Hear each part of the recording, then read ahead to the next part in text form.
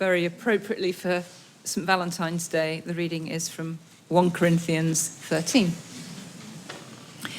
If I speak in the tongues of men or of angels, but do not have love, I am only a resounding gong or a clanging cymbal. If I have the gift of prophecy and can fathom all mysteries and all knowledge, and if I have a faith that can move mountains, but do not have love, I'm nothing. If I give all I possess to the poor and give over my body to hardship that I may boast, but do not have love, I gain nothing. Love is patient, love is kind. It does not envy, it does not boast. It is not proud, it does not dishonor others. It is not self-seeking, it is not easily angered. It keeps no record of wrongs. Love does not delight in evil, but rejoices with the truth. It always protects, always trusts, always hopes, always perseveres. Love never fails, but where there are prophecies, they will cease. Where there are tongues, they will be stilled. Where there is knowledge, it will pass away. For we know in part, and we prophesy in part. But when completeness comes, what is in part disappears. When I was a child, I talked like a child. I thought like a child. I reasoned like a child. When I became a man, I put the ways of childhood behind me. For now we see only a reflection, as in a mirror, but then we shall see face to face. Now I know in part, then I shall know fully, even as I am fully known. And now these three remain: faith, hope, and love. But the greatest of these is love. This is the word of the Lord.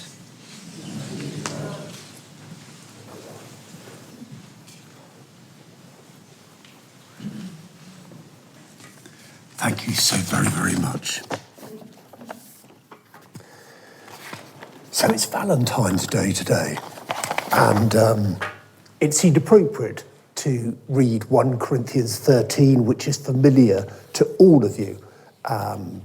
As you know, or many of you know, I'm a vicar locally, and we have an awful lot of weddings. So 1 Corinthians 13 is quite often used when there's a New Testament passage.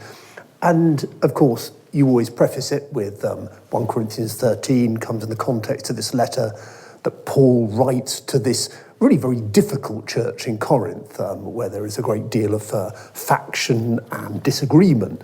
And it's quite significant, isn't it, that at the heart of it, where Paul defines love, most of it is defined by what love isn't. When you think about it, love is patient, love is kind, those are two positives, but then goes on, it doesn't envy, doesn't boast, isn't proud, does not dishonor others, isn't self-seeking, isn't easily angered, keeps no record of wrongs, doesn't delight in evil. I suspect that that is a list of the things that were going wrong in the Corinthian church, basically, which is why Paul lists them. He's saying, these are features of your church. And love doesn't look like that. Love looks very different. And it's interesting that the two things that he starts with as positives are patience and kindness. Kindness is funny, isn't it? Because it's not a word we often associate with God. And yet the kindness of God is spoken of by Paul. And actually kindness, it's a beautiful word, kindness, isn't it? Can you imagine love without kindness? Any relationship at all that lacks kindness? It's a very gentle word. It's a very thoughtful word. It's a very insightful word, kindness, isn't it? To do something kind. It's the kind of almost sense of the random act of kindness. It's thinking about what might bring joy or peace or just goodness into the life of another. Kindness is not compelled. Kindness is simply seeking the need of others, and it almost always involves time because it requires doing something, saying something. And perhaps above all, kindness requires noticing. It requires actually seeing and understanding and intervening. And that is where the patience, I guess, comes in, because love is about patience. It's not being in a hurry. We'll come back to that a little later. But I do love that idea of patience and kindness being the two defining features of love. Not really the things you'll probably find on most Valentine's cards today. My daughter apparently got the Valentine's card from our son-in-law and his financial advisor saying, Emily, you are too expensive to have with you and you're too expensive to divorce. Patience, kindness, I say, not on many Valentine's cards today, I suspect. But I wanted to read to you today the poem that I think of when I read 1 Corinthians 13. It's the poem by George Herbert. Some of you may have studied George Herbert at school. There's something rather off-putting. I don't know, that any book which is entitled The Metaphysical Poets, for most people, just they sort of run a mile with it. I certainly did, age sort of 15, 16, whatever it was. But actually, over time, I've come to realise that George Herbert's extraordinary poem called Love, or actually it's Love 3, because he wrote a couple of others called Love as well, is one of the most extraordinary poems of all times. And I think probably it is just age that as one gets older, it's coming to realise that poetry has this extraordinary ability to capture an idea and almost always forces us to stop and think that you can't hurry poetry. Back to sort of the, if you like, the patience of love. You can't rush poetry by and large. It needs you to go at its pace and enter into another way of thinking. And I'm going to read it to you. I'll read it to you more than once because it is just most extraordinary. George Herbert, who was an amazing poet, died at the age of 39, having later in life been ordained and only serving for about 3 years in his parish just outside Salisbury. Before that, he had a very public life. He was a public orator up in Cambridge. He lived during the time mainly of James I. And his life very much influenced by his womenfolk, particularly his mother, Magdalene, who unquestionably helped shape his faith and enabled him to grow as a Christian. And then his wife, Jane, who, again, her vitality and energy, again, almost certainly was one of the key influences in his life. And this is his poem, Love. Love bade me welcome, yet my soul drew back, guilty of dust and sin. But quick-eyed love, observing me grow slack from my first entrance in, drew nearer to me, sweetly questioning if I lacked anything. A guest, I answered, worthy to be here. Love said, you shall be he. I, the unkind, ungrateful? Oh, my dear, I cannot look on thee. Love took my hand and smilingly did reply, who made the eyes but I? Truth, Lord, but I've marred them. Let my shame go where it doth deserve. And know you not, says love, who bore the blame? My dear, then I will serve. You must sit down, says love, and taste my meat. And so I did sit and eat. Isn't that an extraordinary poem? And when you think about it, an extraordinary title to call it Love. Love, of course, is Jesus. But this idea that Jesus is inviting us to this meal and we hold back held back by guilt, sin, feeling I'm not worthy to be in the presence of love. I just shouldn't be here.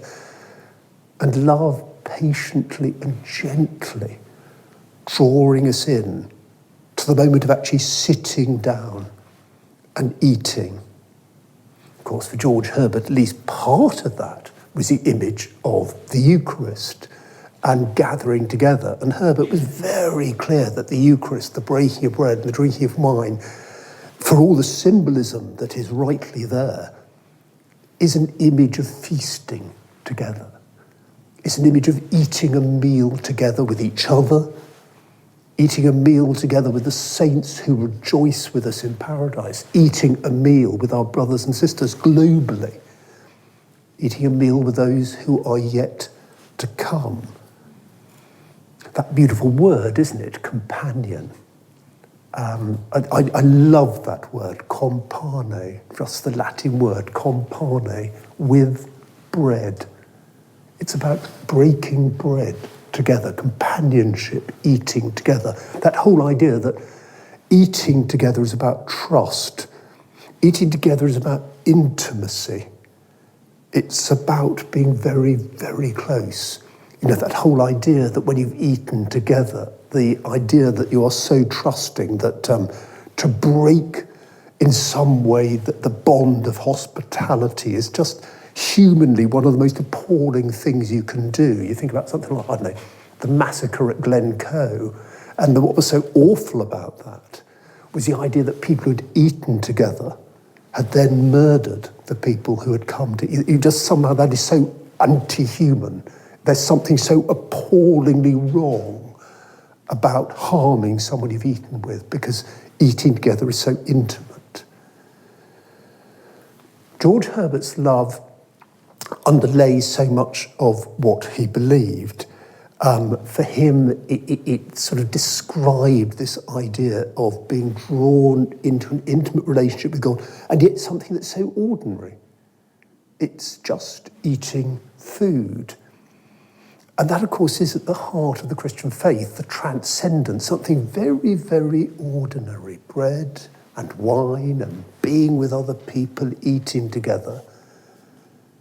And yet it speaks of the extraordinary beauty of the presence of God and the beauty and the reality of being at one with his world. George Herbert, as I say, was a Christian priest for the last few years of his life. And he wrote this book that's become something of a classic, The Country Parson. And some people find it slightly intimidating because Herbert was just such an extraordinary guy in the way he exercised his ministry. But I think this is interesting because this reflects very much what he meant in that poem, Love. And to him, that poem was his greatest poem. He regarded it as the best poem he ever wrote. He wrote the words finis after it. He was so clear that for him it almost summed up everything that he was about. But he wrote this in The Country Parson.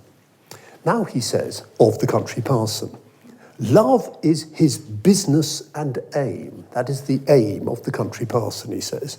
Wherefore he likes well that his parish at good times invite one another to their houses, and he urgeth them to it.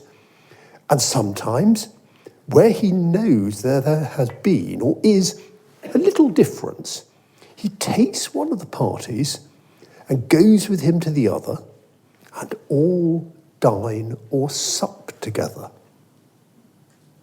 And this is the lovely bit. There is so much preaching in friendliness. And again, that beautiful idea that eating together is such an important part of Christian ministry. Coming together to eat together is so, so important. I'm reminded of course, the name of what Grace Network operating in Cirencester is, the long table.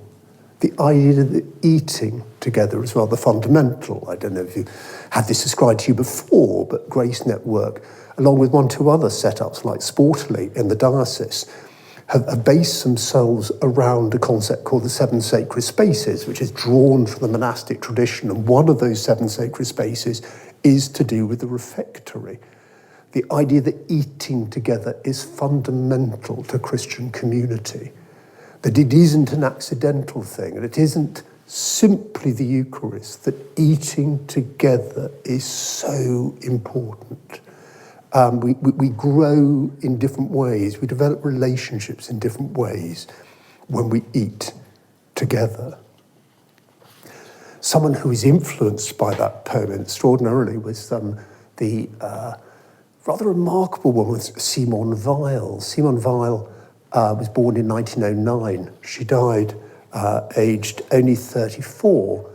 She was, I suppose, a Jewish agnostic. She was an intellectual. She lived in France in that period, sort of the early days of the 20th century, where France sort of, in a sense, buzzed with intellectual curiosity. And she resisted the Christian faith and yet was intrigued by it. And an extraordinary writer, Simone Weil. She's one of the few people who managed to actually have a very positive influence on Leon Trotsky, of all people. She mixed in extraordinary circles.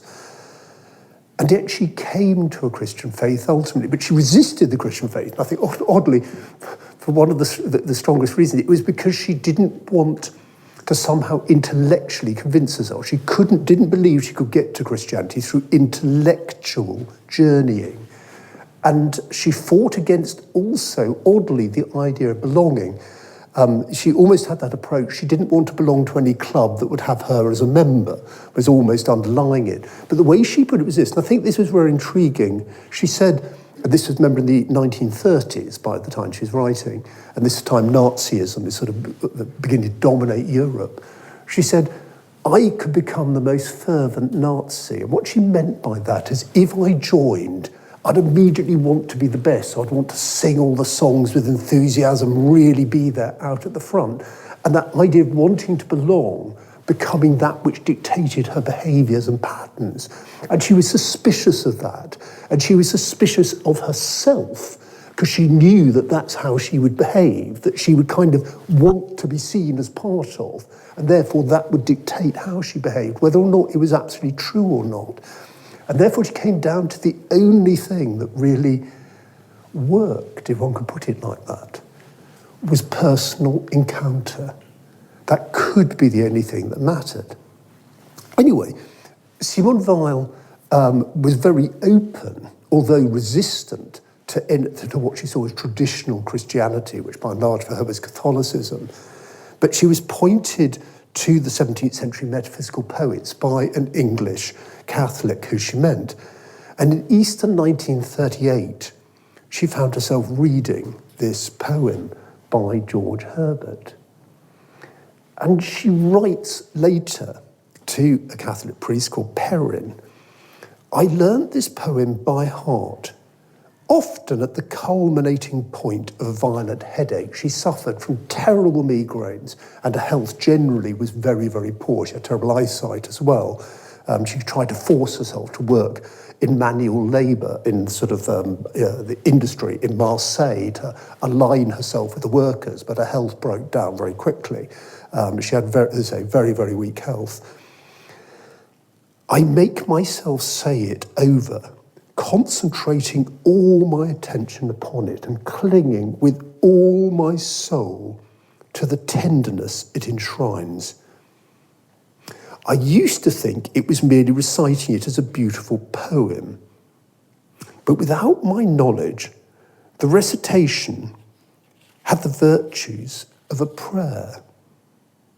It was during one of these recitations that, as I told you, Christ came down and took possession of me.